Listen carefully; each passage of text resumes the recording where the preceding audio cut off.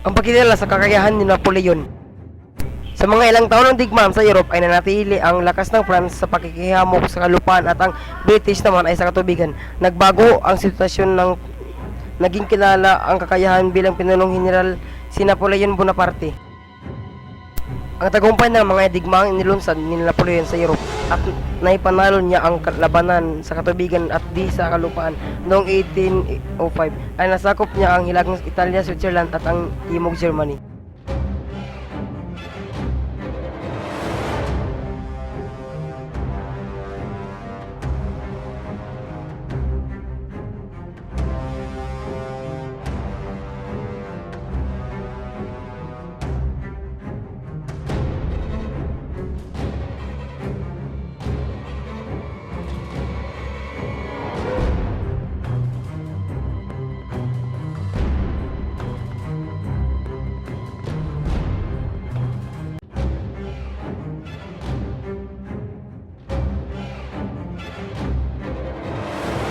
Isa sa kanyang mga kapatid na lalaki si Joseph, itinalagang hari sa Naples noong 1806 at ang lumahon bilang hari ng Espanya.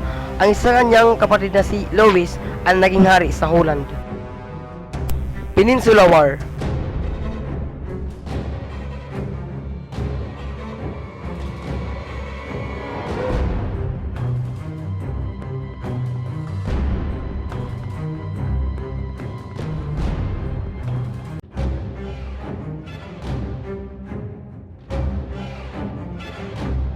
Ang paglusob sa Russia. Napagdesisyonan ni Napoleon na lusubin ang Russia dahil lang kapag ito'y kanyang nasakop, madali niyang mapapasok ang Britain. Noong 1812 ay nagpadala si Napoleon ng 600,000 mga sundalo na binubuo ng Polish, German, Italiano at mga Pransis upang lumaban sa Battle of Borodino. Nakaabot ang hukbo ni Napoleon hanggang Moscow, ngunit naging gulat nila dahil wala silang nabotang tao dito nang sila'y dumating. Nang gabi ng September 14 ay nagkaroon ng malaking sunog sa Moscow. Ang pagkatalo ng France.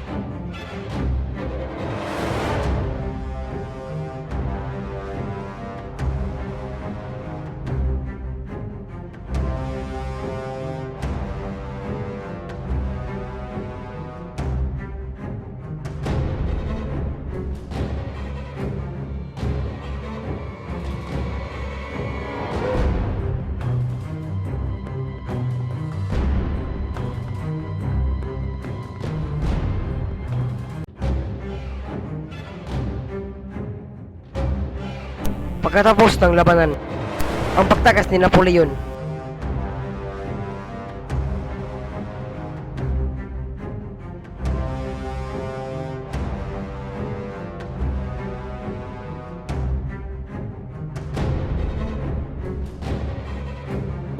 Si Louis XVIII, ang kapatid ni Louis XVI, ang naging hari ng France noong 1814 at si Napoleon ay pinatapon sa isla ng Elba malapit sa kanlurang baybayin ng Italia.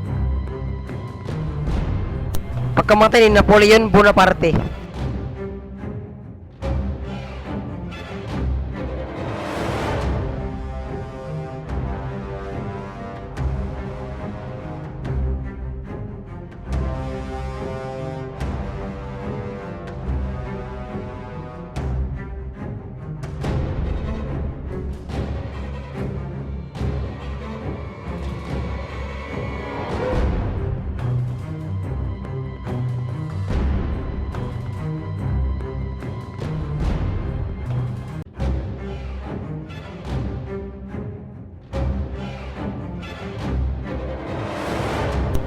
Si Haring Louis XVIII ang nagluklok na emperador ng France pagkatapos na may patapon si Napoleon. Bunga ng revolusyon.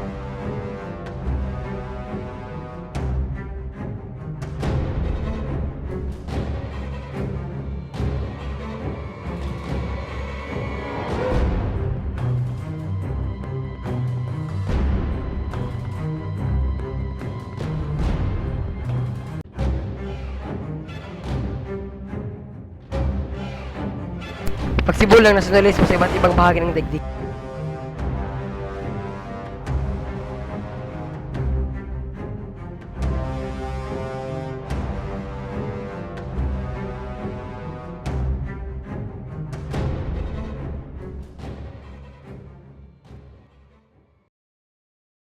Created using Powtoon.